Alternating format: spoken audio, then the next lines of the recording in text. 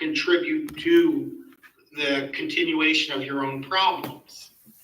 So it's nice that in a group setting, when we interact with others, we get to see how others see us, and they get to challenge us on whether or not we're living in accordance with our value system. Now, the significance of our existence and the meaning of our life is not fixed. It changes through our life. And as we accomplish one goal, we don't say, oh, I'm done, did everything I needed to do. No, what happens is we create a new goal, a new life task, and we start striving towards that goal or life task. So what we tend to see is that who we are is never fixed, and we can recreate ourselves through the projects that we take upon ourselves. Another important thing is that anxiety is normal. It's part of the human condition. From an existential point of view, anxiety is something that gets you to think about life. It's your natural alarm bells. It's supposed to happen. So when I ask you, well, what are you going to do after you graduate? If you had anxiety about that, that would be an existential anxiety.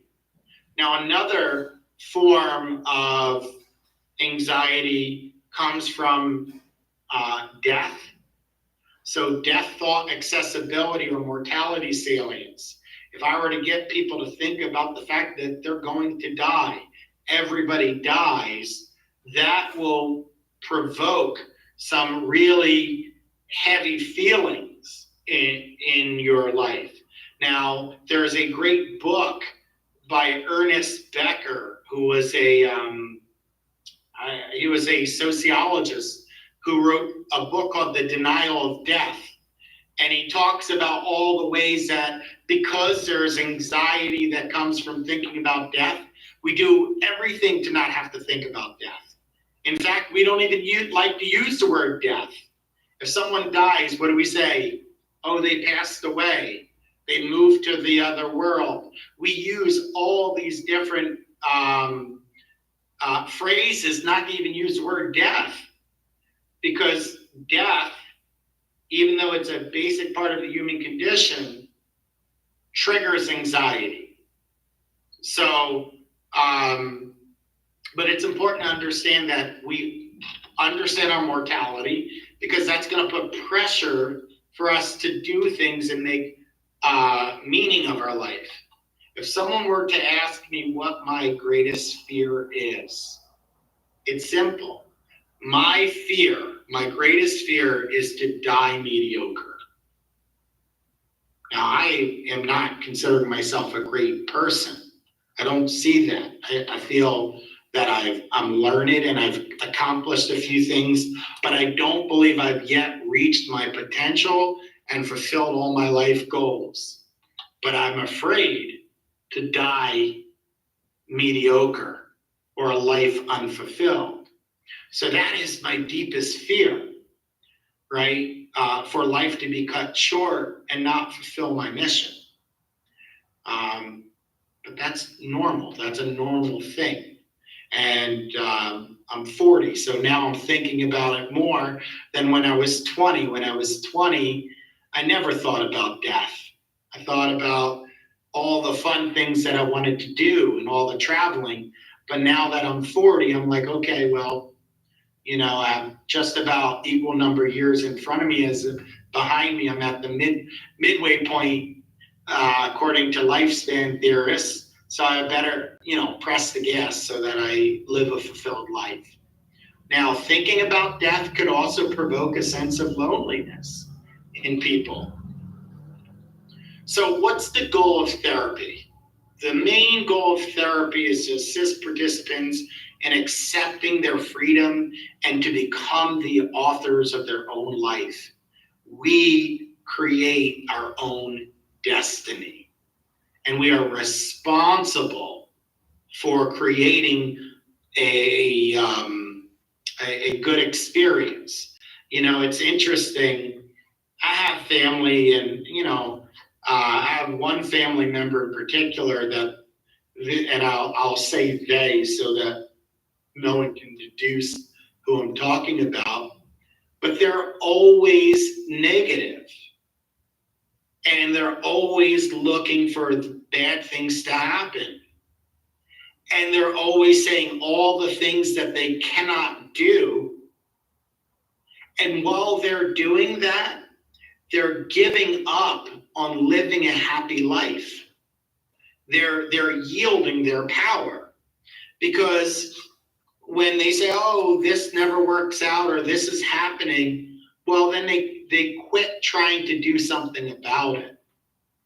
And that's a shame, because they could live an enjoyable, happy life, but they choose not to. And I use the word choose because I want them to assume responsibility for their outcome. So if they're having problems with their kids, what are you doing about it? If they're having problems with their romantic partner, what role do you play in those problems? If they're not happy with, the amount of enjoyment in the world, well, what are you doing about it? Are you going on vacation? Are you exploring the world? Like, you have a lot of responsibility in choosing your life. So you could choose to be unhappy, or you could choose not to. Now, I wouldn't say this to them because I know that they wouldn't receive it, but you're going to see that. We have free choice. And with that free choice, we are the authors of our own life, and we are responsible for that. Now, another goal is I-thou relationships versus I-it relationships. A goal is to connect with a person on person to person versus third person, which is impersonal. In couples therapy, sometimes there'll be a member of the couple who complains about their partner, and they have to point out all the problems with their partner. I usually say, well, have you looked at them and told them what you want, right? Oftentimes it's, he never does this, she never does that. Well, that's a third person point of view. An I-thou encounter is more equal, and it's more connected to the person. So an expression that I encourage in therapy is, I feel blank when you blank because blank. I feel sad when you scream because it reminds me of my childhood, let's say. So now when you do that, it's an I-thou encounter. You're not saying that it's the reality, you're just saying how you feel. You're connecting with it on a direct way. Now, in terms of existential therapy, once again, there's a reaction against viewing the system as well-defined, integrated techniques, also a little bit hodgepodge. Now, person-centered therapy or client-centered therapy comes from Carl Rogers. And according to Carl Rogers, there are 3 cornerstones of meaningful therapy: empathy, unconditional positive regard, and authenticity, or genuineness. So those are the 3. So I'm going to go in a different order, and I'm going to first talk about authenticity or genuineness. Being real. You gotta be real. So, who has a responsibility of being real in the treatment room? Everybody. The clients have to be real. They have to be honest with what they're experiencing. And so does the therapist. Now, I say with people who I can see are not being genuine or authentic, say, look, you're as sick as your secrets. We could spend a lot of time dancing around the issue, but is that serving you well? So being real. Now, what's nice about being authentic is that the clinician can also express their experience. So in a group therapy setting, it might not be uncommon for a group leader to say to someone who's habitually late, I feel somewhat disrespected by the fact that you're not coming on time, right? So you would be like, whoa, who gave the therapist the authority to share their emotions like that? The model does. So that's one, genuineness. Two is unconditional positive regard. Unconditional positive regard is a sense that I have to love you for who you are, as you are, with no strings attached. So I am not trying to control you. I'm not trying to mirror the world. I just love you as you are. I'm going to facilitate growth with you. I'm going to help you with self-exploration, but I'm going to accept you as you are. Now, what's interesting, according to Rogers, is that many of the problems that people experience in life is due to conditions of worth. We receive either explicit or implicit messages that we're unlovable unless we behave a certain way. And I'll give you an example. All you have to do is go to a Little League baseball game. And if you go to a Little League baseball game, you will see there are two kinds of parents at the baseball game. There's that one parent who's screaming at their kid, hit the ball, hit the ball. Well, what happens when a kid strikes out? That kid feels as if they're not loved because they didn't hit the ball. Whereas there's another kind of parent at Little League who's cheering you on, and if you strike out, that's okay, we'll get them next time. That is unconditional love, unconditional positive regard. The kid who strikes out and the parent loves them no less, and the kid hears that, that's unconditional positive regard. And in therapy, we have to express unconditional positive regard and sometimes reparent our clients and give them the love they never got. And, I have to tell you that because I'm an independent practice, I don't take on clients that I can't learn to love. Because I have to care about them more than just as a 45-minute interval. I have to be happy with their successes and, struggle with their struggles. All of that is healthy. That's normal from a humanistic or a person-centered approach. And then last but not least is empathy. You have to be able to put yourself in their shoes and imagine what it must be like to be them. That, if you do these three things, you're going to bond with your clients. So the goal is to be a fully functioning, fully experiencing person. Learn to accept yourself. You decide how you change. One of the nice things about Rogerian therapy or person-centered therapy is who's the leader? Person-centered. I may be an expert in psychology, but I'm not an expert on you. So I follow your lead. So a person-centered approach allows the group members to guide the show. Now, we create safety, trust, self-exploration. We help identify areas that block growth. I already talked to you about the genuineness, warmth, empathy, unconditional acceptance. All of these are aspects of client-centered or person-centered therapy. Now, when you do person-centered therapy in a group process, it's very important to understand that you are not what caused a change. You are an instrument of change. You are a facilitator of change, but it was the group that made that happen. So the focus is more on the relationship with the group rather than a specific technique. Now, there is something called person-centered expressive arts therapy, which uses arts in group to engage in healing and self-discovery.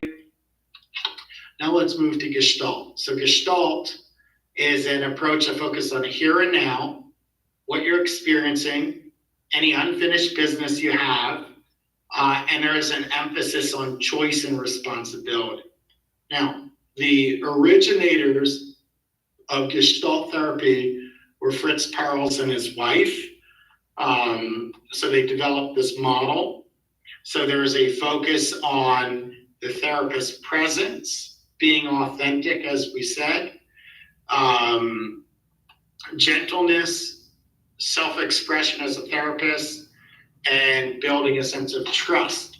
Now, one technique that's not talked about from a Gestalt point of view is a skillful frustration. And that's interesting, right? So skillful frustration is sometimes you're going to intentionally not give the client what they want to foster a greater sense of growth. For example, if you have a person who has an issue with boundaries and they come early to session, you might intentionally not take them until their scheduled time as a sense of teaching.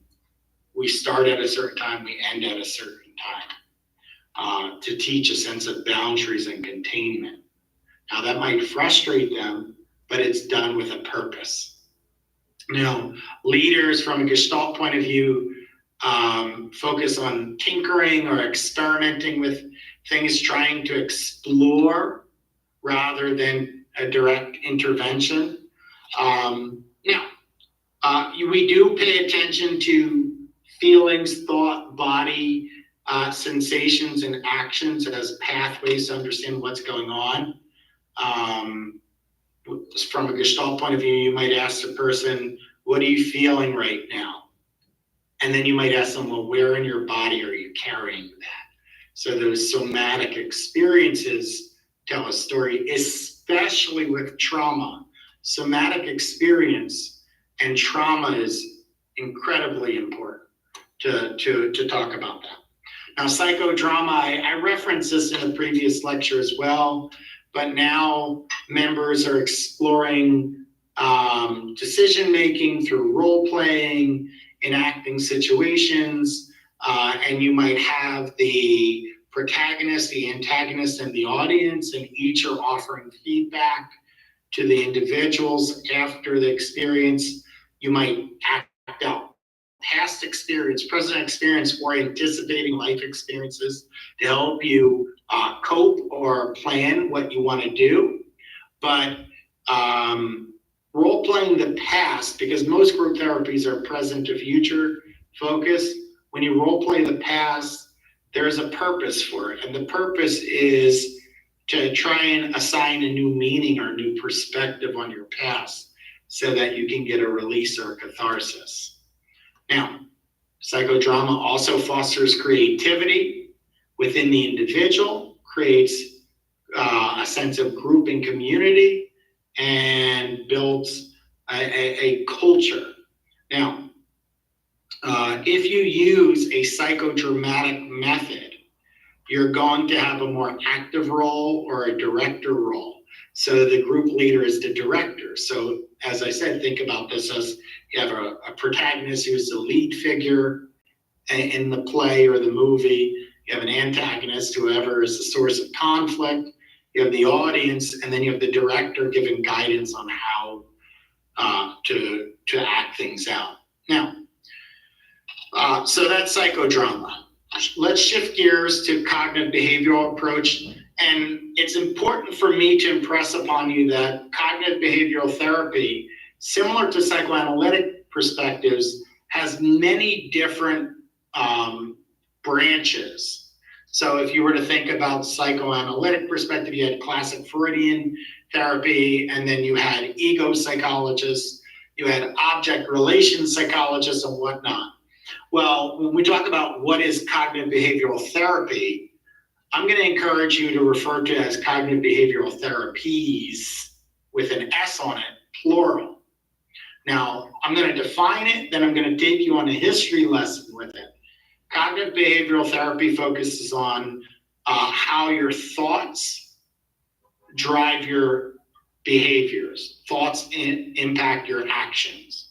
So if I can reorganize your thoughts, if I can modify your thoughts, then your behavior will change as a function of that. Now, there's classic cognitive therapy, which just focuses on thoughts and thought work.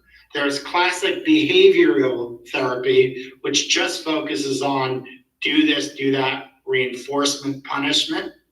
Then there's first wave cognitive behavioral therapy, when we talk about Meichenbaum and Aaron Beck, these individuals, which are classic cognitive behavioral therapy, which puts them together.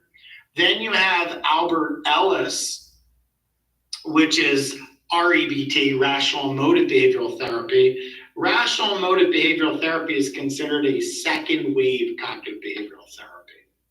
And one of the things that's interesting is that Albert Ellis adds more of the emotions into the mix. So your actions aren't just driven by your thoughts, but they can be driven by emotions as well. And in fact, emotions can color your thoughts as well. And then there's something called third wave cognitive behavioral therapies. These are a lot of the mindfulness-based therapies. So if you've heard of dialectical behavioral therapy or acceptance and commitment therapy, many of these are considered third wave cognitive behavioral therapies. Oh, shit. They're still in the cognitive behavioral family, but they're part of it. So now that I've given you a very quick rundown, I'm going to go into each of them. So behavioral therapy, the cornerstone of this approach is to identify specific goals at the onset of therapy and to monitor and measure progress. There is a comprehensive assessment of each individual, and then there's a series of empirically supported techniques that are used to accomplish these goals. Now, it's important for me to say this because many authors of textbooks refer to evidence-based therapy or empirically supported techniques. Of the other approaches, they're also empirically supported. So I know that evidence-based therapy has been used as a sword to attack psychoanalytic models. But if you look at work of Jonathan Shedler, they're also evidence-based or empirically supported treatments as well.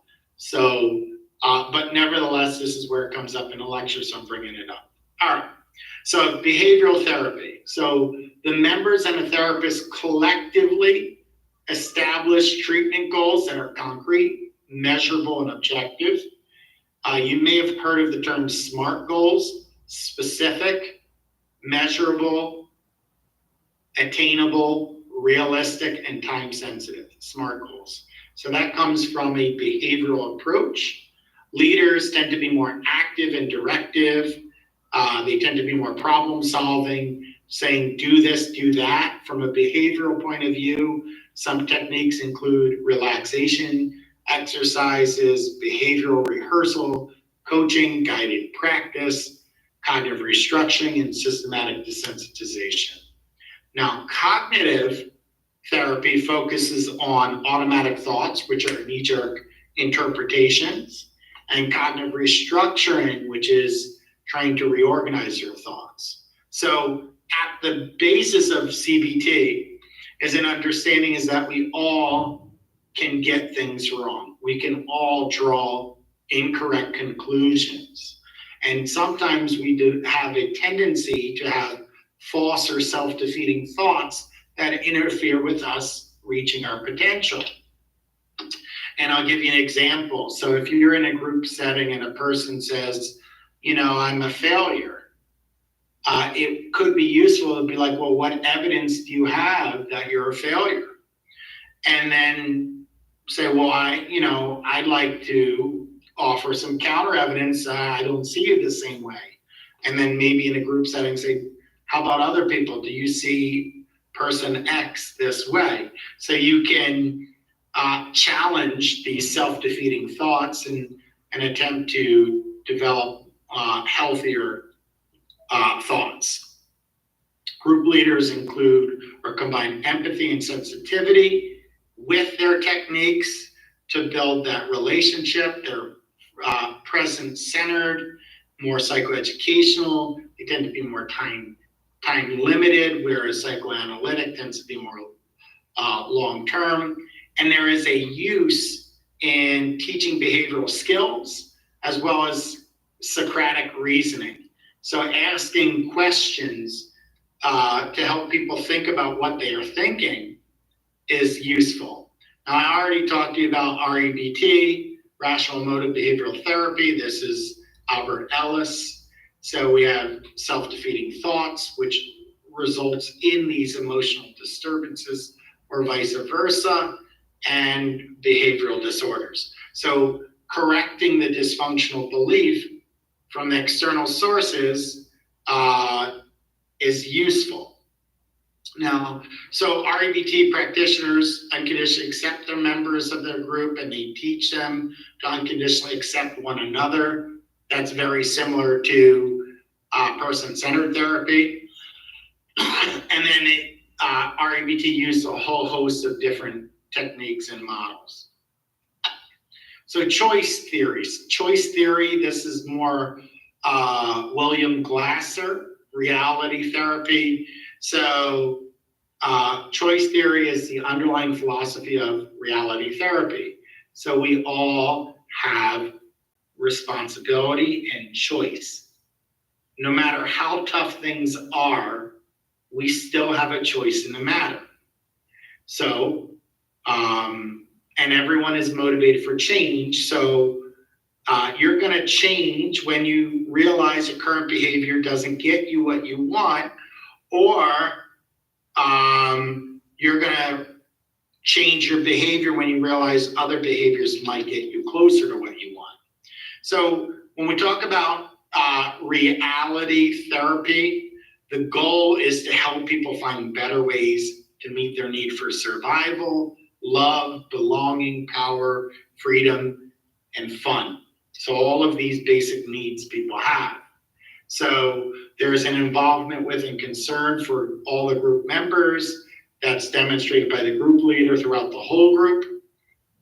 And you have the counseling environment and then the procedures that lead to change. So you might have heard of WDEP. So you evaluate, what do you want? What are you doing? So it all starts with what a person wants. And then you ask them, well, what are you doing? And then you evaluate that. Is what you're doing getting you closer accomplishing the goal or not? So E stands for evaluation and P stands for plan. So if you evaluate what you're doing and it's not getting you what you want and it's not getting you closer, can we work together to come up with a plan that will get you what you need? All right, so that's your cognitive behavioral therapies. Now, we also have postmodern approaches such as solution-focused brief therapy or SFBT. So the goal is to accomplish things in a very short time.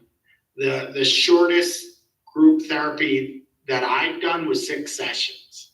But typically it's anywhere between 12 to 15 sessions.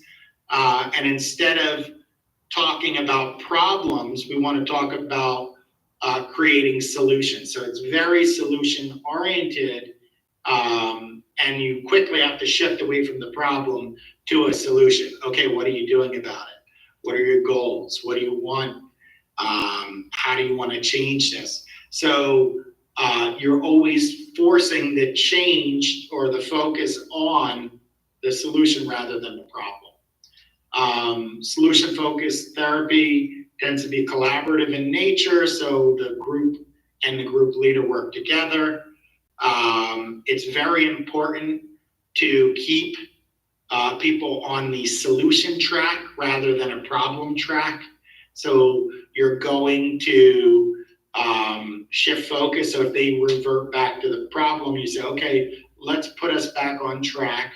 Well, can anyone offer a suggestion or solution to address this problem?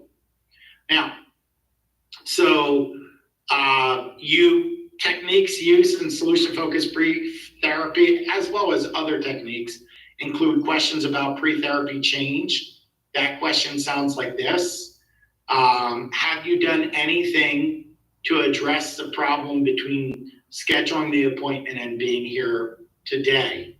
So now you're already focusing on, hey, I could be doing something either before a session or between sessions. Exception problems.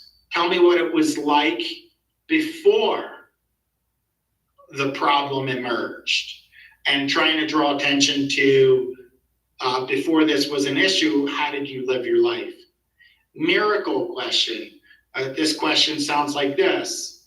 If I had a magic wand and I waved it over you and everything went the way you wanted in therapy, what would it look like? What would be changed about you? Scaling questions. So this is used a lot in motivational interviewing. So if you ask a person, on a scale of 1 to 10, what's the likelihood you're going to apply for a job? And they might say 7. Oh, 7, that's really good. Why not a 6? So the scaling is you take their number, you ask them why not a 6 to help them think about how far along they are. And then you ask them, which is the cool part of it, what would it take you to get to an 8? So you're looking on both sides of the number and trying to guide them. You give them homework, you give them feedback. Now, narrative therapy, this occurs in journaling or storytelling. You might ask people to write a story about their life and try and make meaning of it. And each person is invited to view their story through different perspectives and co-create an alternative life story. Now, this is a cool thing. You could write the story of your life, and then I'll tell you, well, the story's not over. Write any ending to this story you want. You could write a more positive end. So narrative therapy works that way. So there is an emphasis on how societal standards were internalized and how they affected their experience. And from a narrative therapy's point of view, it could be captured by the person is not the problem is the problem. So we separate the person from the problem or the behaviors as the experience. Now the therapist takes a position of curiosity or not knowing, inquisitiveness. So instead of being clear, that's interesting. Have you thought about this, right? So it's very tentative. Now, motivational interviewing, this comes from Miller. Miller talked about how to guide people in growth. Now, this is an outgrowth of person-centered therapy, but it's very directive. And that's the biggest difference. Person-centered therapy is a non-directive therapy, whereas motivational interviewing is directive, but still the client becomes the frame of reference. Now, the best analogy that's given by Miller and colleagues for motivational interviewing is that it's sort of like training a horse. If you want to train a horse to do things, you got to gently guide it. Be gentle in your correction. Keep moving it towards its goal, right? Slowly and with compassion. Well, motivational interviewing does the same thing. They gently provide you guidance to help you move towards your goal or exhibit positive change. We help people shift from ambivalence to an intrinsic motivation, making their own decisions. Now, practitioners who use the motivational spirit tend to establish collaborative partnerships with the members of the group. And what they do is they emphasize the team aspect and they draw ideas from the group. The group is a source of resources rather than the group leader being the expert.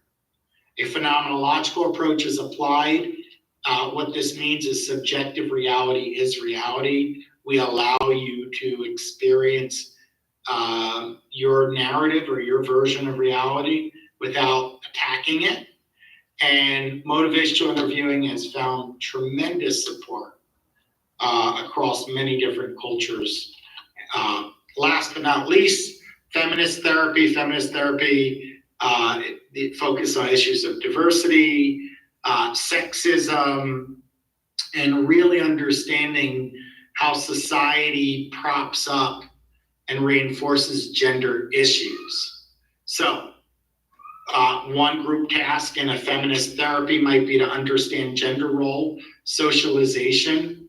An example of gender role or gender norms might be if a kid is 3 years old and they're female, you buy them a doll and a carriage. Well, what are you suggesting there? Implicitly, at the age of 3, you're suggesting that women are meant to be caretakers to children. Maybe this person didn't want to have children. It's possible, right? But we socialize males in society very differently than females in society. Even the clothing we buy has been gendered. So if you were to ask what color to buy a baby, well, you would say, well, if you go to Babies R Us, even though I know they're out of business, and you were to buy a onesie for a girl, what color would you guess you would buy it? You would probably guess pink. And what if it's a boy? Blue. What if you don't know? Yellow, right? So there is this interesting gender typing, gender norming, and pushing gender roles on kids before they even know. And what the biggest goal of feminist therapy is empowerment, because society gives implicit messages of being secondary status if you're female, while empowerment is finding your voice and being equal at the table. So again, feminist therapists are more egalitarian. They work, as I said, on empowerment strategies tailored to each client. They talk about social justice. They talk about social action. They talk about power analysis. It's interesting. I'm active in many different organizations. And in one organization, at the president level, nearly 2 out of every 3 presidents have been male. Well, that says something about the distribution of power within an organization. So we have to think about this, power analysis as well. All right, now let's put it all together. Going back to that concept of an integrative approach. No single theory can address every issue that's going to emerge. No single approach works for everyone. So each theory has its strengths, it has its weakness, has its own definitions and approach. But an integrative approach is blending multiple approaches together and taking the good of a given approach and leaving that which are the weaknesses. And I will tell you, as a clinician, it's very good to be trained in different approaches to therapy, because you never know when you're going to need another tool in your toolbox. If all you have is a hammer, then a lot of things are going to get broken. So learning multiple approaches to therapy is going to be a good thing. And with that, I'm going to stop the share and I'm going to stop the lesson. I thank you for indulging me. Until next time.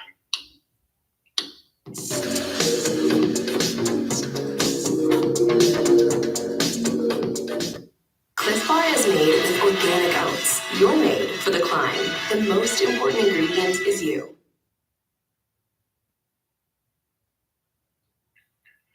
Okay, so in this lecture, we're going to talk about the process of screening, intake, interviews, and diagnoses. The first process is screening. I don't have slides to reflect just the screening because it's largely done over the phone. And what is screening? The screening process is designed to determine whether or not a person is suitable for your facility. Many times, like I said, it's done over the phone. You're going to ask them things like why they're seeking treatment, whether risk factors like self-harm, other harm, violence, things like that, substance abuse, because there are some times where they may not be a good fit for your agency, and you may have to screen them out and refer them to another place. So that's why we do a phone screening. Now, assuming that they come to you and they make it to an intake process, we also ask some questions and we elaborate further, and that's designed to come to a diagnosis. By the way, I'm re-recording this because yesterday it seemed to corrupt and I couldn't upload it. So I'm trying to see if it re-records and whether that would work. So hopefully this is better. I'm going to try and be a little bit quicker because maybe it's data related. All right, so what's the purpose of the intake? The purpose of the intake is to gather information about the client that would allow the agency to understand what the underlying problem is and to match up the client with the appropriate treatment and or counselor. Again, there are many agencies that have very specific focuses. For example, you might go to a substance abuse facility and that's all they take. You might go to a sex related treatment and that's all they take. So matching them up with the right facility is good. It's also about matching them up with the right counselor. I've been doing agency work for some time, and anytime I would apply for a job, on the interview, they would ask me, well, what do you specialize in? What kind of clients do you like to treat? Tell me a story of some of the clients you really are effective with. And the reason for these questions is because if we are going to take them, we also want to make sure that they're a good match for the therapist as well. Another reason to do an intake is to assess the urgency of the situation. Sometimes it's urgent enough that you instruct them to go to the emergency room. For example, someone calls a trauma hotline, God forbid they're raped. You're not going to say, come into my office, let's talk about it. You're going to say, don't shower, go to the emergency room and get a rape kit done. Someone's suicidal or homicidal, you're not going to say, yeah, let's, and they're not in your office already, you're not going to say, yeah, come on in, let's talk about it. You're going to make sure that they get the ER as fast as possible. You also want to do an intake to familiarize the client with the agency and the counseling process.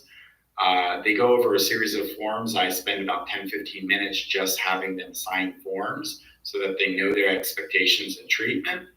And they also allows me to talk about my process and how I do my work. So the intake's good for the client as well. So who's going to gather this information? It depends on the agency. Sometimes it's a staff member who's trained specifically for this. So in some agencies, there are intake workers or coordinators, and that's all they do. Other times it's counselors with a master's or bachelor's degree. In fact, many of you might wind up doing a lot of intake work. And I want to tell you that if you're doing intake work, many times it can feel like, oh my God, this is busy work. It takes a lot of time. I have to ask questions. You'll hear that some intakes will be quick, some will take much longer. Then you have to write up the reports or at least the paperwork. So you may feel like it's busy work or grunt work, but it's the most valuable piece of information we have. So it's an important role. And to give it to you is actually, believe it or not, a lot of trust. Now, in terms of being the person who does it, you need to be flexible, resourceful, and experienced in handling a wide range of clients. Sometimes people will tell you that they're homeless. And if they tell you that they're homeless, you might have to, on the cuff, think of homeless shelters or domestic violence or things like that. You need to have resources ready to handle their needs. And sometimes they may say things that you're not prepared for emotionally. So be ready for a broad range of clients. Okay, so what do we ask in this intake? We ask, and these are just preliminary information, and this is important whether you're doing the therapy or whether you're even doing billing many times. You want to ask them their age, you want to ask them their sex. Now, when you ask them their sex, sometimes people will say that they identify as transgender. In that case, you want to ask them for what pronouns they want, he or him, she or her, or they can have more fluidity and say, sometimes I prefer to be referred to as he, or sometimes I prefer to be referred to as she. It all depends. Make sure you're sensitive to that.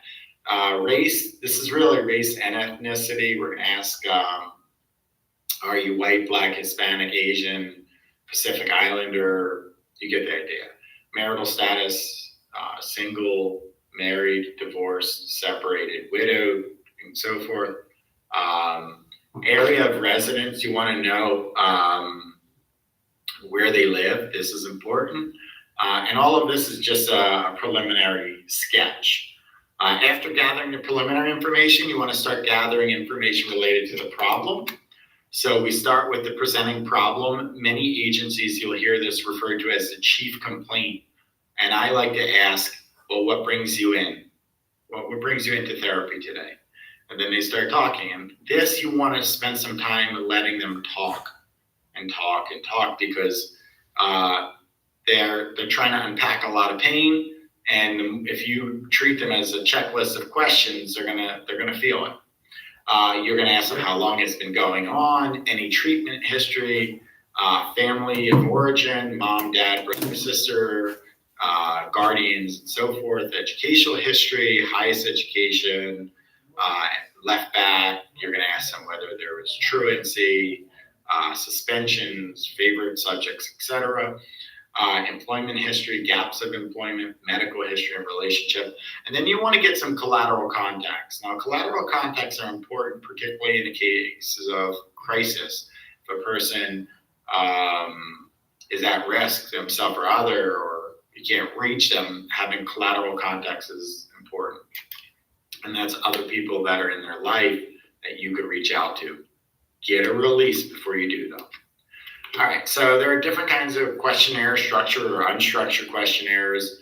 One common one is referred to as the initial client contact form. It has 11 domains or sections, and they include, again, the problem, relevant history, medical status, suicidal, homicidal ideation, mental status, medical history, current medications, allergies, substance abuse, past treatment, diagnoses and recommendations. There's another way to do this, and this looks at how they manifest or express themselves. You can look at their behavior, what they do, for example, gambling or violence or things affect their mood. Sensations are perceptual experiences, hearing voices, etc. Imagery, or like how they frame their reality. Cognition is thinking. Interpersonal relationships are how they relate to one another. And then drugs are substance abuse, diet, etc. Things to consider. The length of time to do an intake will vary, and it's going to change based on the needs of the client, right? They may be in a rush, so you have to pick up the pace, the amount of time you have, and then the assessor. Now, I will tell you that some intakes that I did in the past took 2 hours, some took a half hour, right? And there's a big range, and these 3 factors are usually at play. When you're doing an intake, make sure you're still friendly and empathic and supportive so that they know that you care, but not too friendly. You're not their friend. This is a professional relationship, and not too forward. Don't overshare. Sharing or self-disclosure is good and it's important, but when it's used properly. After you do an assessment, you're likely to come to what's referred to as a diagnosis. And ultimately, accurately diagnosing a client, why would we do it? The answer is it can facilitate treatment planning, and we know that certain disorders work with better. Certain disorders require different treatments. For example, if a person has a phobia, I'm going to do a behavioral intervention. Whereas if a person has, I don't know, borderline personality disorder, I might use more of a dialectical behavioral therapy, DBT, or an interpersonal therapy.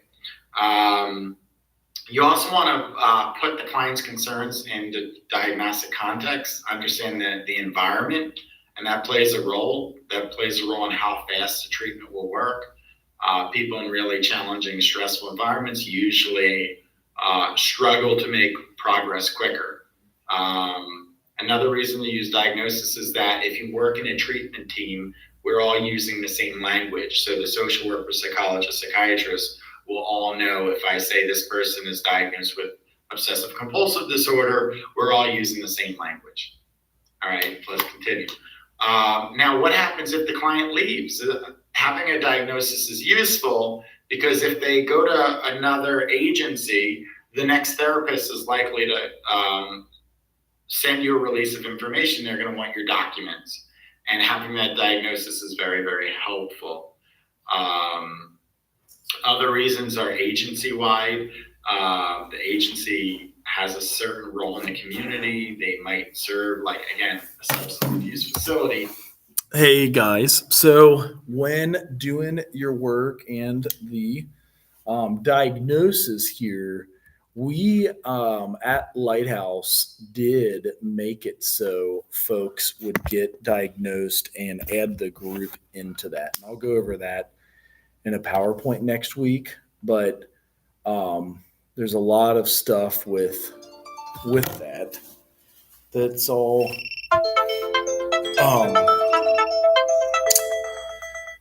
necessary and doable.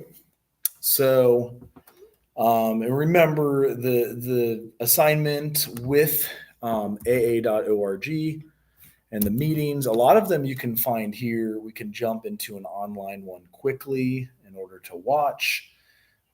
It's cool as they usually have like the one that's coming up soon and the Zoom room. There's a Sober Women of the World. There's also Better with Age. There is London AAF. So finding some that are online or remote is helpful. And you can find them that way. So if you limit it to Zoom, they'll give you usually this ID and the passcode. Oftentimes they're trying to avoid Zoom bombers, so that's why they do have like email us or we'll give you the passcode if you do this. And some of them just let you click right in, which is nice, but sometimes you have to ask because they do have experiences with Zoom bombers. That would cover observing a mental health group,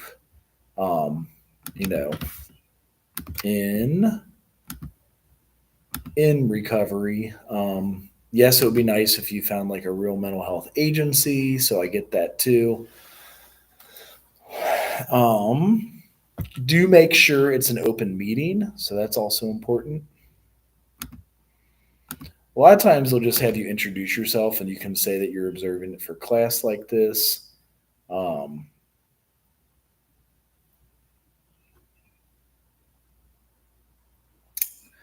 And some of them are like women only. So that's why they will have, the different challenges that way. Because let's see if I can copy the password here. South Africa. So you get them from all over. And it's all welcome, especially newcomers. So this one is also listed as an open meeting, and that's a way you could find one to observe.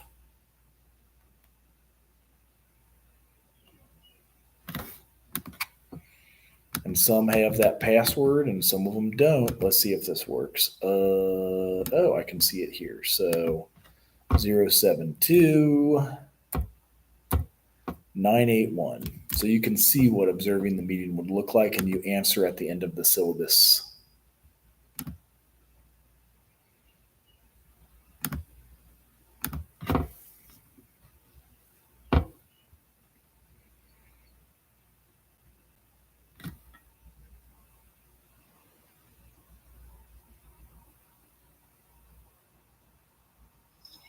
Some really good news in regards to my surgery. So it looks like I'm going in next week. So that's really lovely spirits. Yeah. Wonderful. That's wonderful, Lynn. Then it's over and done. You're not sitting waiting. Yeah, that's it. That's right. Thank you. Do I have volunteers for speakers?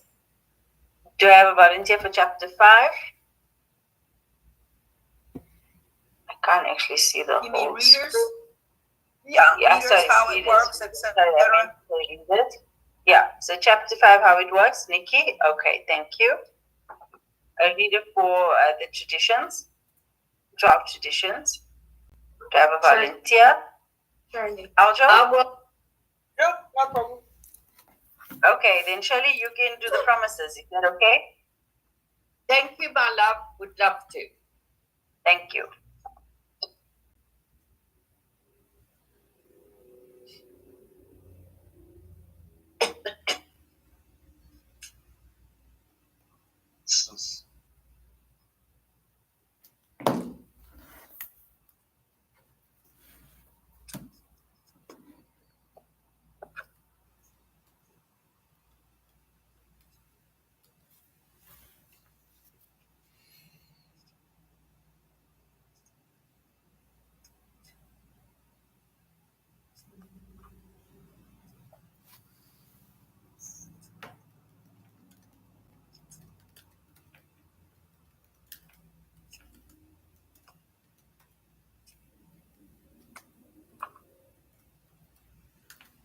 Hi, Cassandra. Welcome.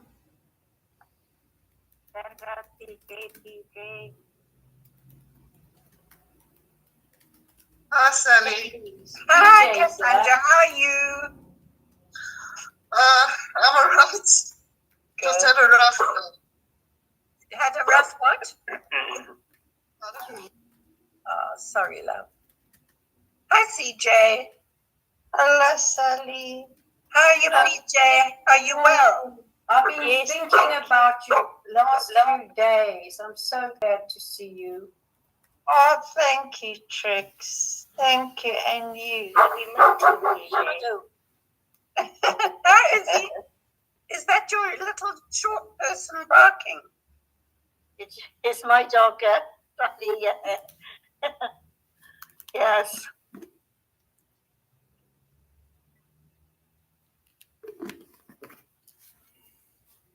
Okay. Good morning, good afternoon, and good evening to each and every one of you. Today I'm acting as chairperson in my turn. As is customary for each of us, I shall first introduce myself. My name is Tirisha and I'm a member of Alcoholics Anonymous, and through following its program have refrained from drinking since the 27th of April 2021. Let's open our prayer with the open our meeting with the set aside prayer. God, please set aside everything I think I know about myself, my disease, the 12 steps in you. For an open mind and a new experience of myself, my disease, the 12 steps, and especially you, please help me to see the truth. Amen. AA is a fellowship of people who share their experience, strength, and hope with each other that they may solve their common problem and help others recover from alcoholism. The only requirement for AA membership is a desire to stop drinking. There are no dues or fees for AA membership. We are self-supporting through our own contributions. AA is not allied with any sect, denomination, politics, organization, or institution. It does not wish to engage in any controversy, neither endorses nor opposes any causes. Our primary purpose is to stay sober and help other alcoholics to achieve sobriety. I'd like to welcome each and every one of you to our meeting. If there's anybody that's making a Vision of Hope meeting or an AA meeting for the first time, please raise your virtual hand and I will ask you to unmute so you may introduce yourself. Okay, Nikki, asking you to unmute. Hi everybody, Nikki, alcoholic, joining you from Scotland. Thanks very much for having me here. Wonderful to have you here, Nikki. We've got this meeting every day at the same time, so please do visit us again. Suzanne, asking you to unmute. Hi, I'm Suzanne. This is my first time here. I've been in and out of the meetings for a while, but I'm back. I'm making a change. I'm making the choice to better myself in my life. So thanks for having me. Thank you for being here, Suzanne. It's wonderful. I think Daniel was also new on our meeting. Daniel, asking you to unmute.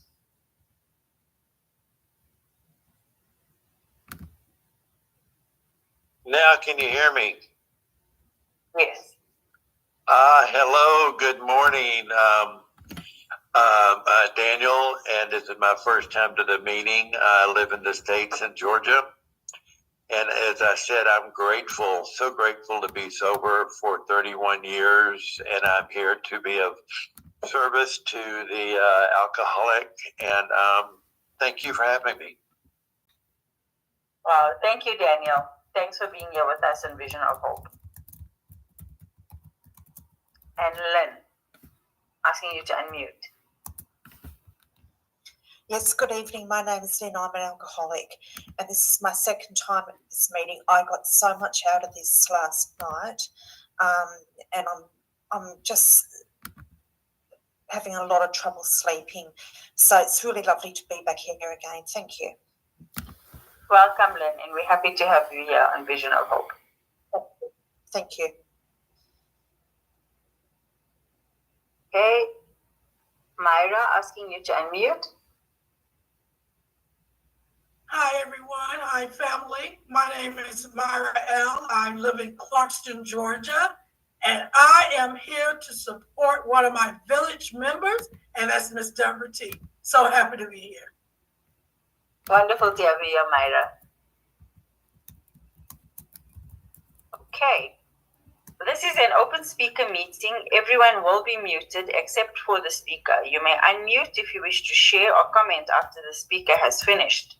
As this is a spiritual meeting, we humbly request that all participants refrain from the use of inappropriate language or refrain from sharing if you have consumed any mind-altering substances in the last 24 hours.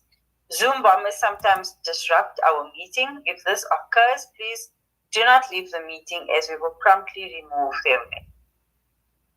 We will now have the readings projected by the co-host Ren. Chapter 5 will be read by Nikki, the traditions by Aljo, and the promises by Shirley. You can go in that order.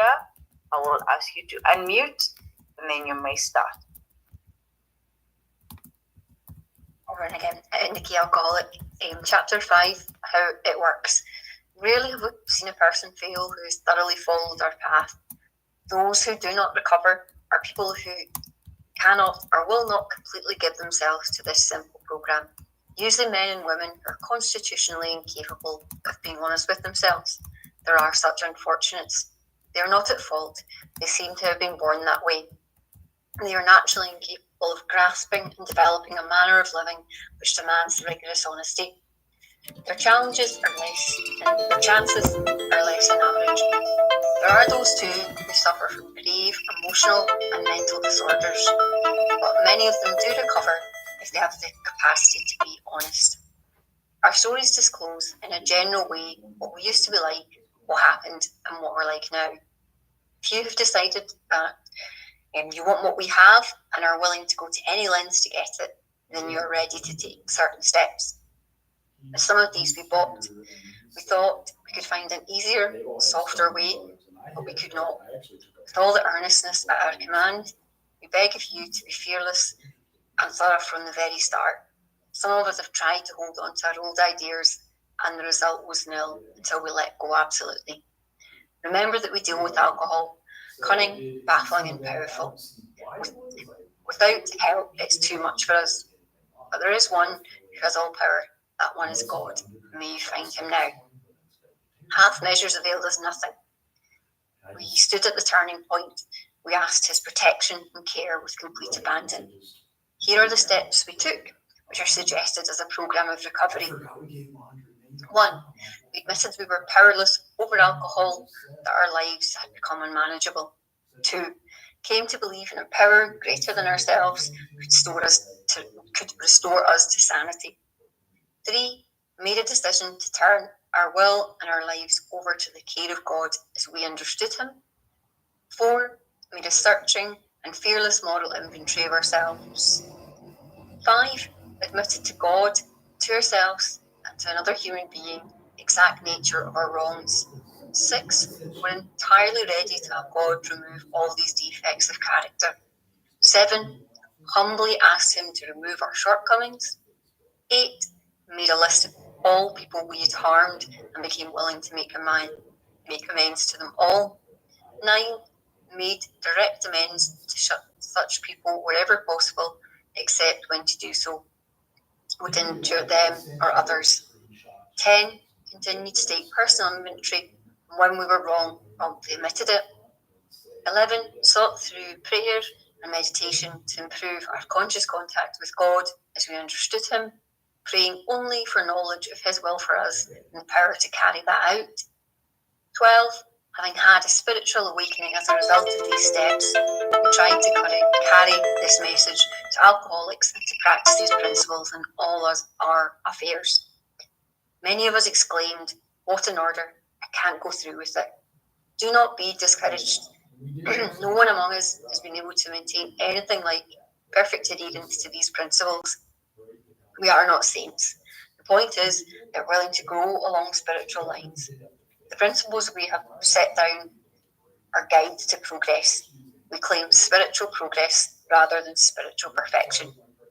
Our description of the alcoholic, the chapter to the agnostic, and our personal adventures before and after made clear 3 pertinent ideas. A, that we were alcoholic and could not manage our own lives. B, that probably no human power could have relieved our alcoholism. C, that God could and would if he were sought. Thanks for letting me be a service. Hi everyone, my name is Alta. This is the 12th edition of Alcoholics Anonymous. 1. Our common welfare should come first. Personal recovery depends upon AA unity. 2.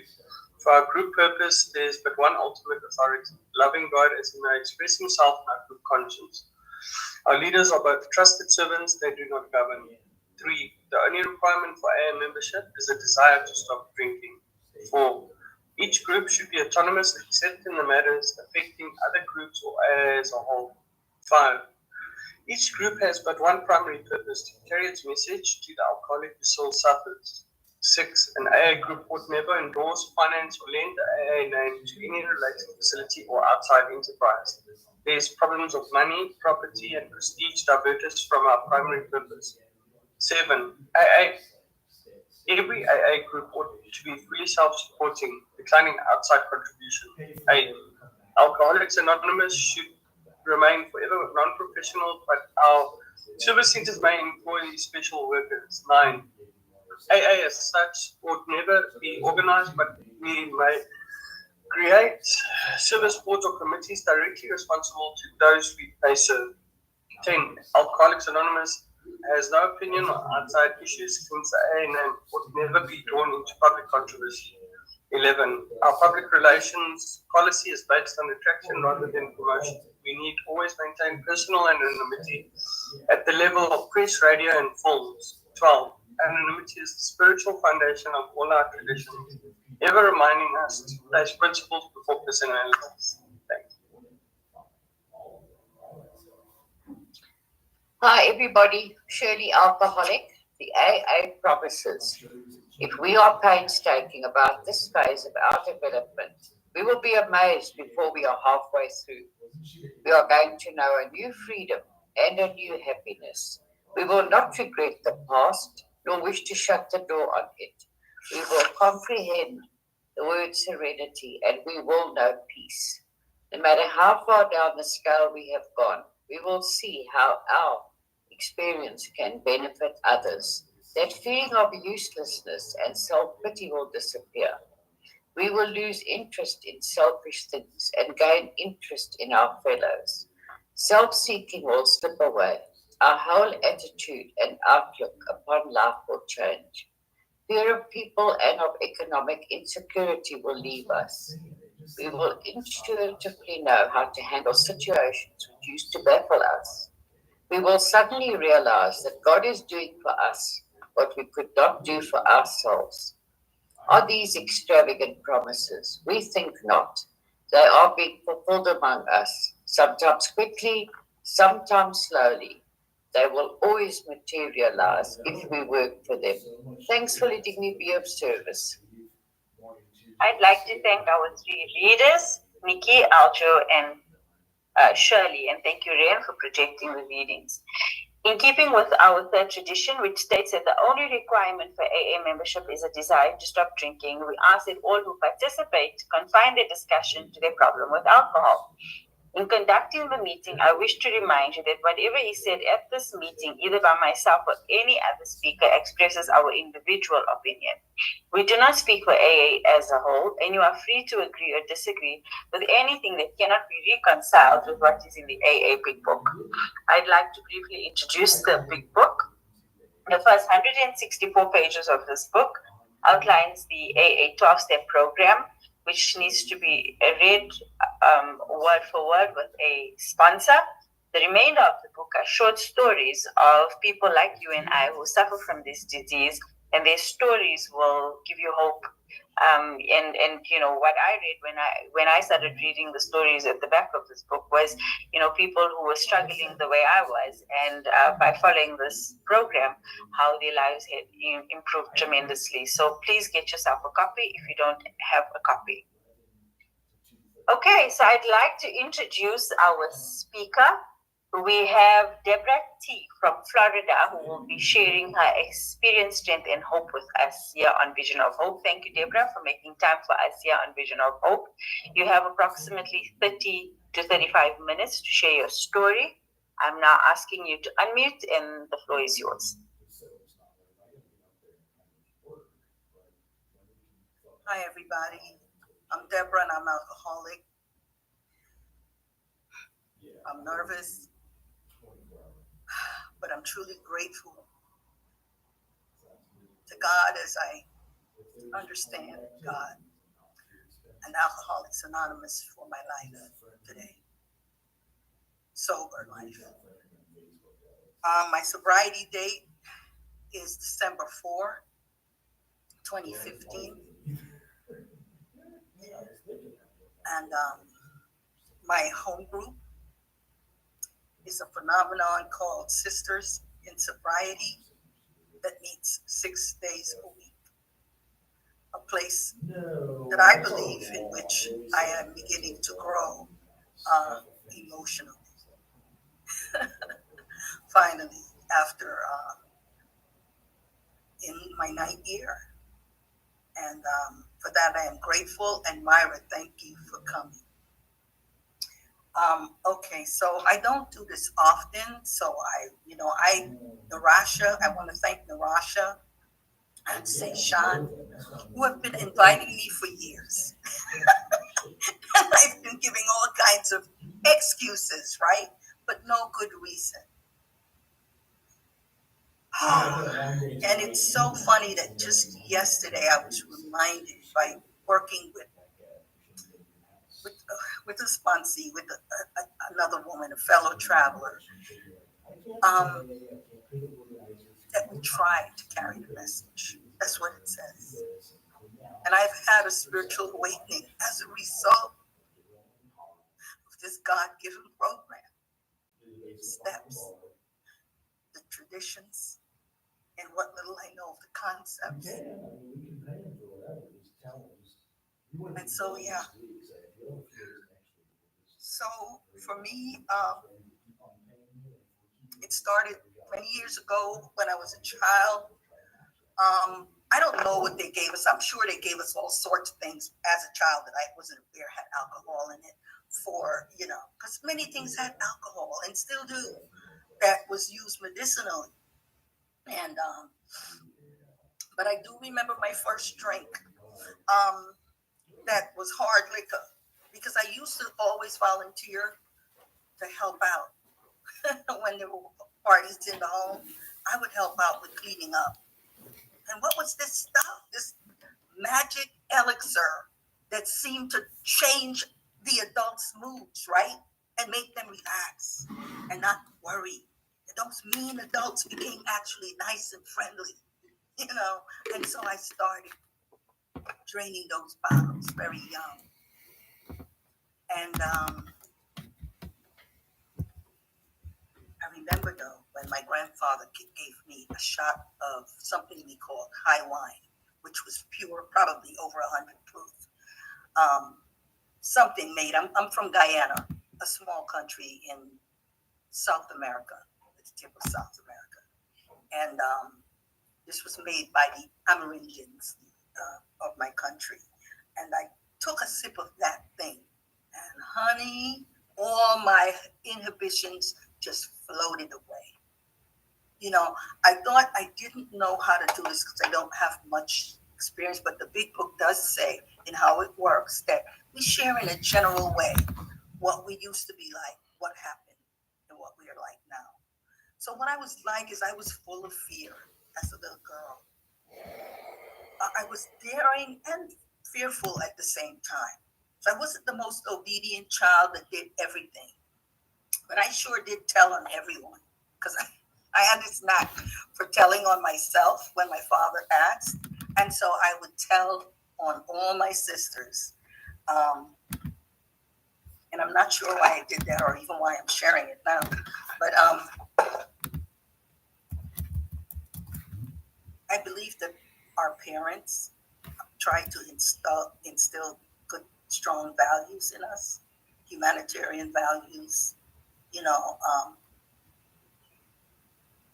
They didn't go to church, but my dad was a police officer, which means that, he was doing things to help people. There was some unrest in my country at the time, and I remember the refugees coming into the compound where we lived. Because it was kind of like a civil war going on. My country was about to gain her independence when I was 6 years old on my birthday from Great Britain, right? And I remember it clearly because by then, due to an illness, I had moved to the city, to Georgetown, away from my nuclear family or whatever, my family, to live with my extended family. My grandparents began to raise me from that point. And my grandfather was retired because he was injured. He was a police officer too. And I remember the beatings, coming up as a little girl. I remember my father only hitting us on the soft part, the gluteus maximus. I remember the frustration of that, the feelings, Yes, sir. Confusion, and that my feelings didn't matter. I was taught early not to cry, not to show emotion. And I believe that I ceased to mature emotionally at a very young age. But I was bright in school. I went to top schools. And I say all of this to say that,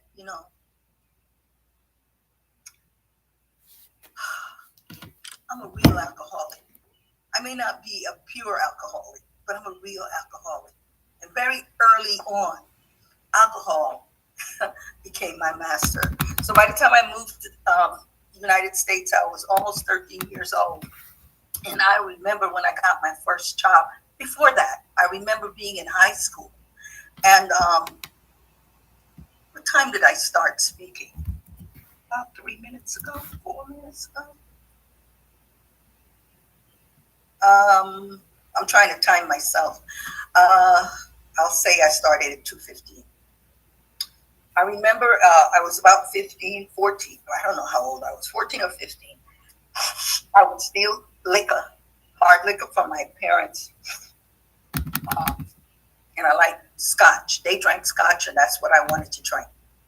My first sitting at their bar, after they went to sleep, I drank almost the whole bottle, fifth bottle of scotch. And I would pour it into apple juice bottles, because it kind of looked like apple juice. The color was kind of similar. So I thought. And I would fill it back up with water or, to try and make it look like maybe nobody took anything.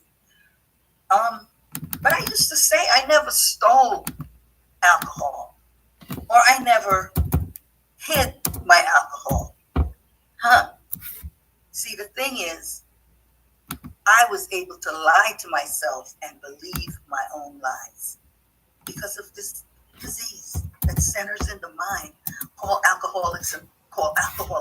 See, I didn't know that though. Even when I got here, I still didn't. This last time, I still didn't know. I had not read or heard the details of the doctor's opinion. I didn't know I had a physical allergy that when I put alcohol inside of me, my body goes on autopilot. And I can't turn it off. And it will take me to places I don't want to go and keep me much longer than I wanted to stay. And so I was in and out of the rooms of Alcoholics Anonymous from a young age. From age 24, I went into my first detox because of a job that was in jeopardy. Okay? And they sent me, and I stayed for the 28-day program. And I snuck substances, things into the detox, because I talked them into somehow allowing me to go after the detox so I could pick up my check and pay my rent, is what I told them. I was going to pay my rent. But instead, I bought some substances that I brought in. And did them right there on the premises, left out of there. Needless to say, I did lose that job. I went back, I don't know, I must have lasted less than a month.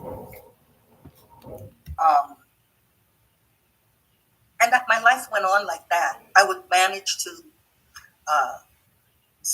not drink for short periods, maybe even some longer periods of time. But the bottom line is I would always go back to the alcohol. I like that it says in our book that our basic text, I had no effective mental defects.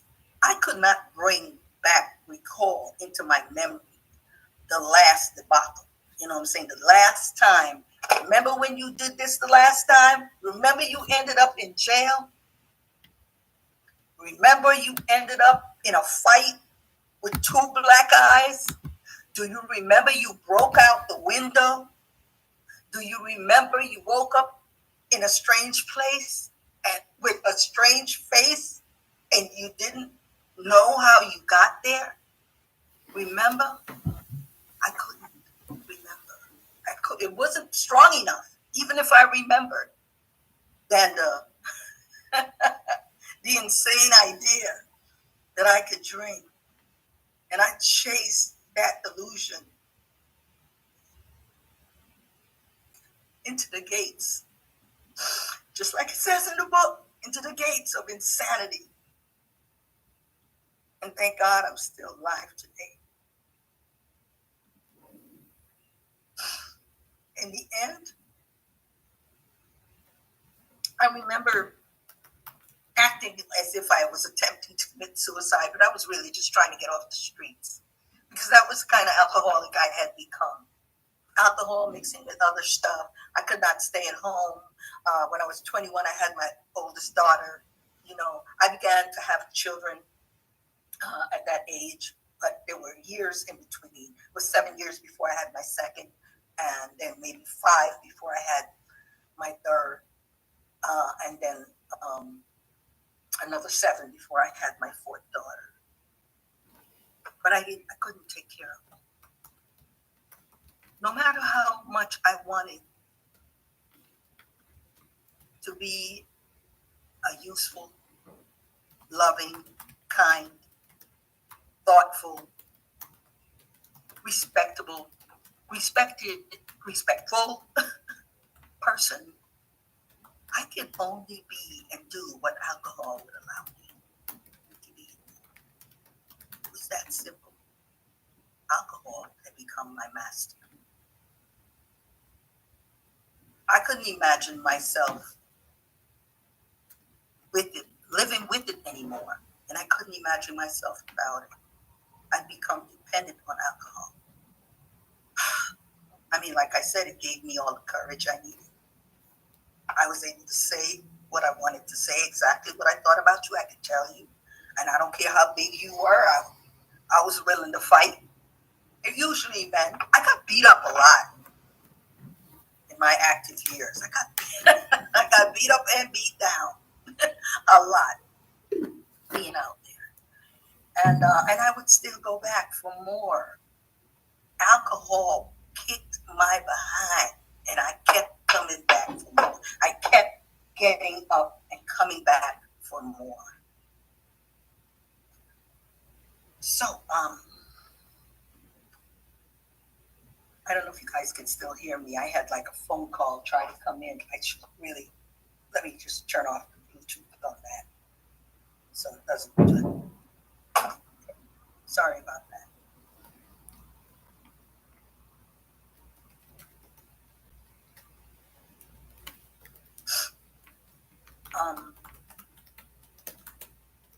Yeah. So that's how it was. That's what I was like. You know, I had great jobs, great opportunities for education and jobs. I made good money at different times, but it didn't matter.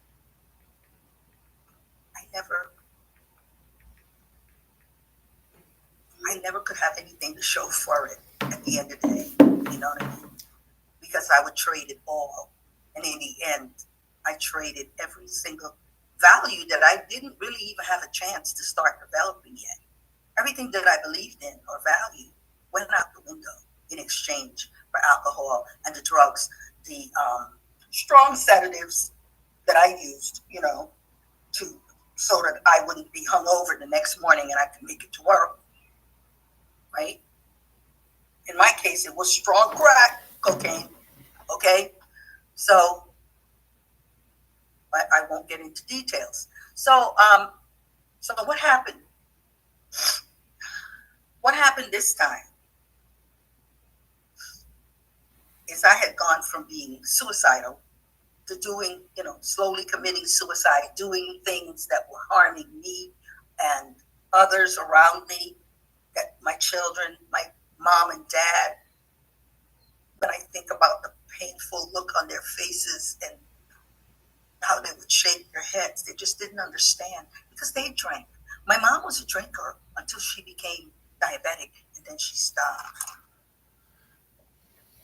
My uncle was the drunk. My dad could hold his liquor, but he still got a DWI one time. Drinking was normal. And I told myself one day, when I get myself together, when I get my morals correct, and I get my spiritual side right, I'll be able to drink like a normal person. I'll be able to have a toast on New Year's Eve, when a birth of a new child, somebody's wedding. Oh, yeah. But in the end, what happened is I had set the house on fire that I was living in because I was angry with the man I was involved with at that time. And he was having a good time, and I wasn't. He was talking all this stuff, but I just knew he was talking about me. And then I went and hid in the closet with all the smoke, billows of smoke, because it started a fire in the master bedroom in the garden tub.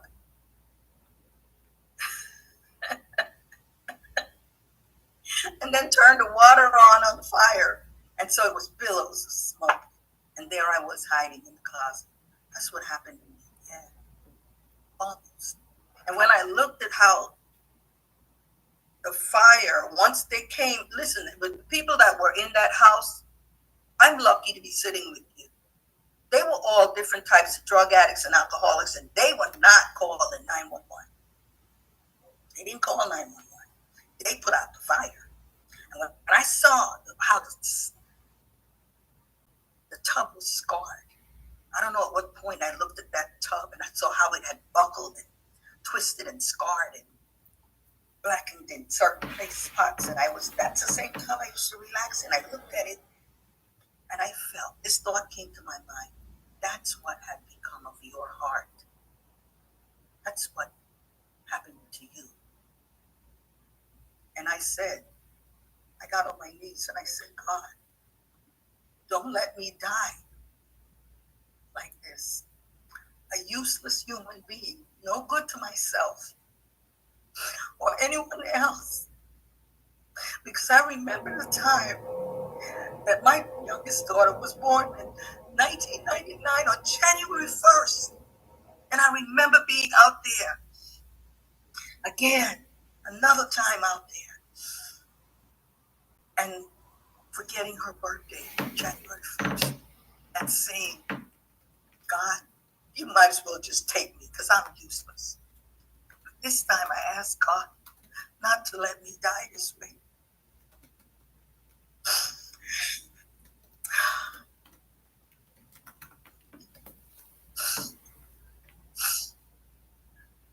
Then everything went straight to hell after that. Thank God, because the house got raided. The boyfriend went to jail. Then we got evicted.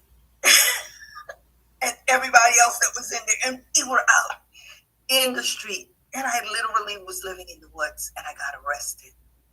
In the woods, they came and got me. My last drink was one of those lime-flavored beers in a little bottle, like a Bud Light lime, in a can. Someone gave it to me. I took a sip, put it down, went back and laid down in that tent. And the police came and got me, and I didn't feel anger or afraid or anything. I only felt relief. It was over.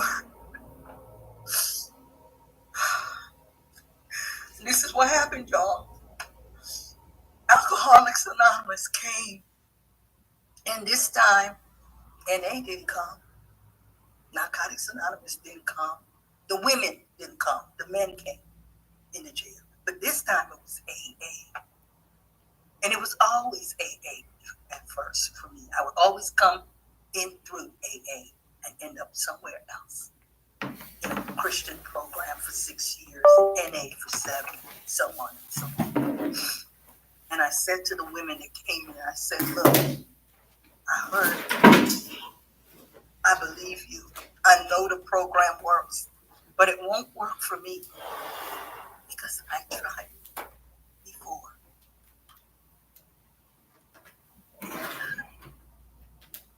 And there was a light in her eyes. And she said to me, oh, it will work for you if you stop trying to do it your way and do it the way that it has been laid out for us to follow. She knew me. She knew I was self-willed, run riot. No matter where you, no matter what you gave me, I was going to do it my way. And then I became desperate. Ooh, I got that gift of desperation, G-O-D.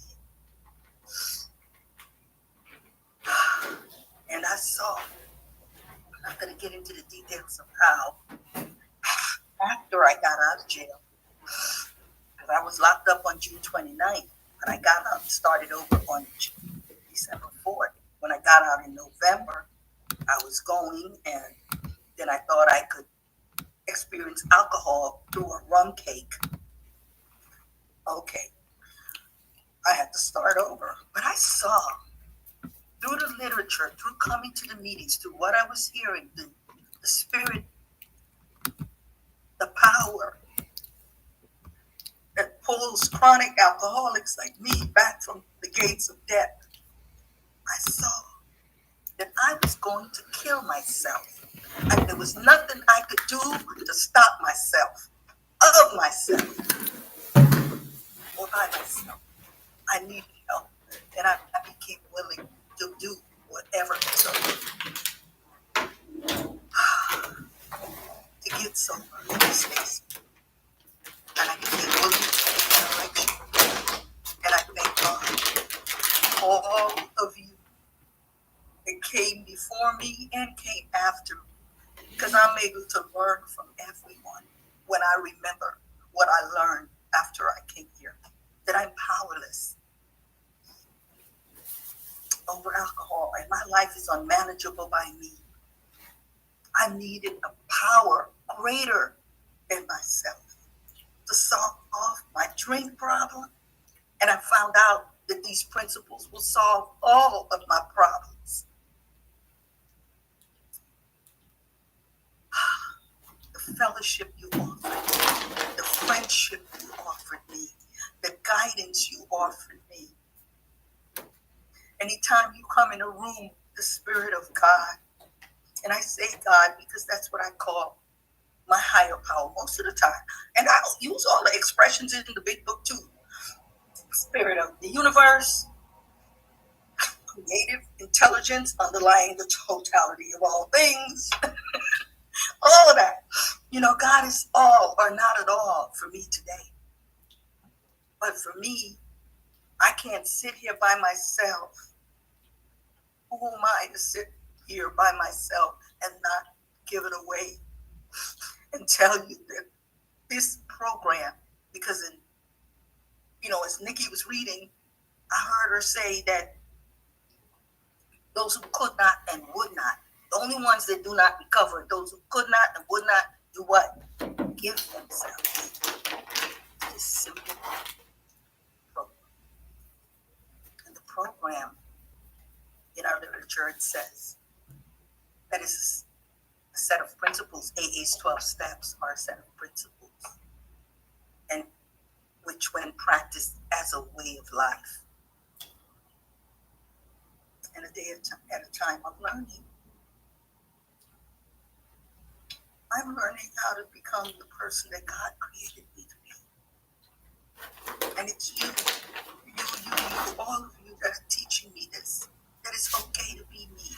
It's okay to be imperfect, right? As I was telling my sponsor, yeah, the disease will tell you, oh, you don't have your stuff together. Oh, you're still yelling at people and you're still doing this and you still have that defect and this defect. Well, guess what? We are going to be imperfect till the day we draw the last breath. That's why. And I love this because it freed me to hear. Reclaim spiritual progress, not spiritual perfection. What's the point?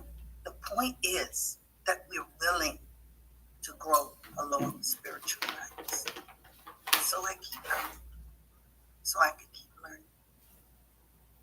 And so I can keep growing. And most of all, so that I can be a useful human being today.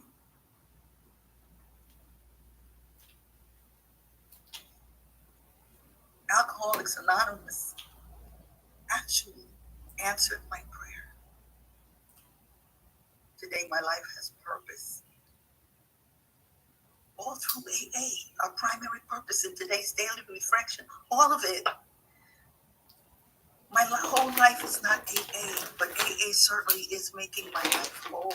It's making me whole. And from the broken woman that came in these rooms to the woman you see before you today, it's been a long journey, but I'm not tired. I'm just getting started and I'm loving it. And I want to thank you all for listening. And I'd like to hear from you now. Thank you, God. Thanks for letting me share. Wow, thank you, Deborah. It was an absolutely phenomenal share. there was many lines of identification. You know, you spoke about you not being able to imagine your life. You couldn't imagine your life without alcohol, and I felt very much the same. I didn't really know how I would cope without drinking. It just seemed to be a necessity in my life. And you know, when you started your share, there was so much of pain when you took us through your journey. And when I refer back also to many times, I mean, in terms of that, our stories are quite different, but there was so much of pain, but I at no point was able to see the trees from the wood in terms of what alcohol was doing to me or what I was allowing for alcohol to do in my life, you know. And you spoke about, you know, when you didn't think that the program would work for you and you wanted to do it your way. And I think that's very much, I remember being exactly that way, you know. So my sponsor, you know, put me in my place and told me how I needed to actually do things, and how it's beyond me how I listen, to be quite honest. I can only put that down to God. And thank you for your message on it's okay to be imperfect. And I find that being, I can, you know, speak for myself here, that without things being perfect, it becomes such a big problem for me. It needs to be perfect, but it doesn't. And it's progress over perfection. So thank you for that message. You know, I needed to hear that today. And I really liked, you know, with sort of what you ended up saying, that your whole life is not AA, but AA makes your life whole. You know, and thank you for that, because it does indeed give us tools in terms of how we can actually live a proper life. And it has given me those tools. And I'm, even though things can sometimes not be great, I know I have this place to come to, and I have you guys, you know, and how I appreciate that. So thank you for your message of hope. I'm now going to open up the floor. If there's anybody who would like to share, please raise your virtual hand, and then I will ask you to unmute.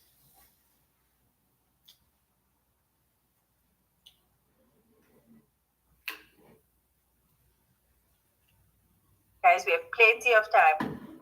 Okay, Geraldine, you may go ahead. Thanks, Teresa. Geraldine, alcoholic. Deborah, I'm driving, but I couldn't, so I've been listening to you. But I've got a sponsee from South Africa in the car with me. We're driving to my brother's. Deborah, what a share, what a share. I thank you from the bottom of my heart. And of course, there's so much identification. You know, I'm the real deal, just like you. I drank to the gates of hell. Your pain, I felt it because it's exactly like my pain, exactly like mine. And that wonderful gift of desperation. Oh, it's just wonderful, because it keeps me, when I hear stories like yours, and it reminds me of that pain that I suffered. So, Deborah, thank you, darling. Thank you so much. I really am grateful. I'm sorry that I'm not staying on for all of the meeting, but I'm driving and I'm going to log off now. So, Deborah, thank you. I'm going to get your number from Narasha, and then we can keep in touch that way, if that's okay with you. Love you. Bye. Thank you, Geraldine, for your share. Ntombi, asking you to unmute. Hi, everyone. My name is Ntombi. I'm an alcoholic. Thank you, everybody that makes this meeting possible, for a grateful recovering alcoholic like me to have a safe space tonight. Deborah, I got so much. I felt so emotional throughout your share. You know, there's so many beautiful things that you shared that were almost like you were giving me advice. You know, most of all, like, you know, my disease talking to me today, like, oh, you're not a good mom, you know, you will never be emotionally stable, you're too angry, you're too this. And, you know, it's very important for me to remember today that it's my disease talking, you know. And yeah, that growing along spiritual lines, you know, when you were saying about you know, doing a Christian program, that when I came into the program, I was already a born-again Christian. But, you know, fortunately for me, I got to realize that, you know what? I was in church, people were praying for me, I was still drinking. I'm not leaving AA for anything, because this is where I got my structure. This is where I got my grounding. This is where I met God. Not the God that I was hearing about, but the God that I experienced. I'm so grateful to be in this program. Thank you, Deborah, so much for that. I got a lot from it. Thank you, Toby, for your share. Barbara, asking you to unmute. Good afternoon, everyone. My name is Barbara M., and I'm a grateful and blessed alcoholic. And I want to thank all the trusted servers for this meeting. This is my first time being at this meeting. And what it was, I got a text this morning and said that Deb was going to be sharing at this meeting, so that's why I came. You know, this program is a God-given program, Deb, as you said, and I'm just so grateful. And I am so glad to hear you. Thank you for reminding me since I've been in Alcoholics Anonymous that I have not had a black eye. I have not broken up furniture. I haven't done any of those things. It's only by the grace of God. And also when you talked about you could stop, but you couldn't stay stopped, that was me. I learned when I came into the program, it was the first drink that got you drunk. I didn't understand that. I always thought that it was the 6th or the 7th drink that got me drunk. And I remember one time my dad saying to me, Barbara, why can't you have a drink? Why do you want to drink the whole bottle? And I remember looking at him in puzzlement, not knowing why I was doing what I did until I came into the rooms of Alcoholics Anonymous, and I cried and I asked God to help me because I was suicidal. I mean, I jumped out of a window. I mean, I tried to do things to kill myself when I was drinking. And I prayed and I asked God, please help me. And he brought me to the rooms of Alcoholics Anonymous. And for that, I am truly, truly grateful. And then you were talking about the willingness, like those steps. The first, I always say I came in on the first, the second, and the third step. And the third step prayer I do every day, the willingness, because I've always willed one riot. I want to do everything my way. And I realize that I can't do things on my own. I always say, too, that it's not an I program, Barbara. It's a we program. And I can't do any of this stuff without the help of the people in Alcoholics Anonymous. 37 years ago, today was my last drink. And that's why I say that this program works one day at a time. And I am so grateful. And when you talked about God, I am so glad that when I came into the rooms and I saw those shades and where it talked about God, and I felt, even that I prayed, I was in the right place. And thank God, one day at a time, I have not had the need to pick up as long as I keep myself connected to God and to the rooms of Alcoholics Anonymous and to you people. And I just had to get my hand up and I just had to share. And I just want to thank you so much for reminding me how it was then and how it is now. And I'm grateful. It's only by the grace of God. And like I said, all of you and everyone have a blessed day. Thank you. Thank you, Deb, so much. Thank you, Barbara, for your beautiful share. Nikki, over to you. Hi, everyone. Nikki, alcoholic. I just want to thank everyone who's holding the meeting. It's my first time along, and I'm also here to support Deborah, I guess. But she really gives me support. I think we're definitely brought together through the program, and definitely through a power higher than either of us. And you've been guiding me through the steps. You've helped me work on my self-will. I was identifying with run riot, just being strong-willed, stubborn, cantankerous, like you name it. But I got beat down to alcohol, ruled my life, broke me, just absolutely broke me. Lots of identification there, and just wanted to thank you and thank everyone in the meeting. And yeah, the progress, not perfection, always one to bear in mind. Thanks so much, everyone. Thank you, Nikki, for your share. Niraj? Hi guys, my name is Nirasha and I'm definitely an alcoholic. I must first apologize for my camera being off. Thanks for sharing such a beautiful meeting. Deborah, thank you for your service to the Organization of Hope tonight. And I have to mention that Deborah, behind the scenes of Organization of Hope, has brought numerous powerful speakers on here. Deborah, I just want to thank you for always